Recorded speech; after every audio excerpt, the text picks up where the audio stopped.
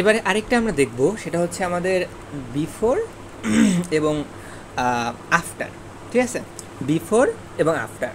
So যেটা মনে রাখবা, আমাদের এখানে মেইন টেন্সটা হচ্ছে পাস্ট পারফেক্ট। মেইন টেন্সটা কি? Past perfect. সো আমরা অর্থ অনুসারে পাস্ট পারফেক্টটারে বসাবো। বিফোর কথার অর্থ কি? আগে, আগে।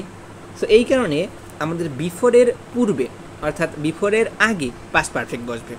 আবার আফটার কথার অর্থ কি? পরে, পরে।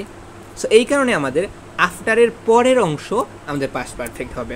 ঠিক আছে, আর বাকি যে অংশটা ওইটা আমাদের উভয় ক্ষেত্রেই পাস্ট ইনডেফিনিট হবে। পাস্ট, আচ্ছা, পাস্ট ইনডেফিনিট হবে। তো কথা কি? কথা হচ্ছে বিফোরের আগের অংশ পাস্ট পারফেক্ট, পরের অংশ পাস্ট ইনডেফিনিট। আফটারের পরের অংশ পাস্ট পারফেক্ট, আগের অংশ পাস্ট ইনডেফিনিট হয়। আমরা যদি একটা উদাহরণ নিতে চাই, দেখো এখানে আমাদের এই বিফোর আছে। আচ্ছা, এইসব ক্ষেত্রে কিন্তু কথা হচ্ছে এই বিফোরটা কিন্তু প্রিপোজিশন হইতে পারবে না, এই বিফোরটা হবে আমাদের কনজাংশন হিসেবে। ঠিক আছে, কনজাংশন হিসেবে।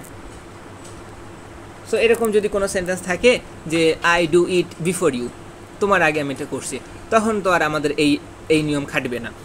সো দেখো এখন আমাদের কি হইল, আমরা কি বলছি? বিফোরের পূর্বের অংশ পাস্ট পারফেক্ট। সো আমাদের এখানে দেখো আই হ্যাড ফিনিশড, আর পরের অংশ পাস্ট ইনডেফিনিট, সো আমাদের কেম হয়ে গেছে। আবার আফটারের ক্ষেত্রে পরের অংশ পাস্ট পারফেক্ট, হ্যাড কাম, আর পূর্বের অংশ পাস্ট ইনডেফিনিট, ফিনিশড। ঠিক আছে।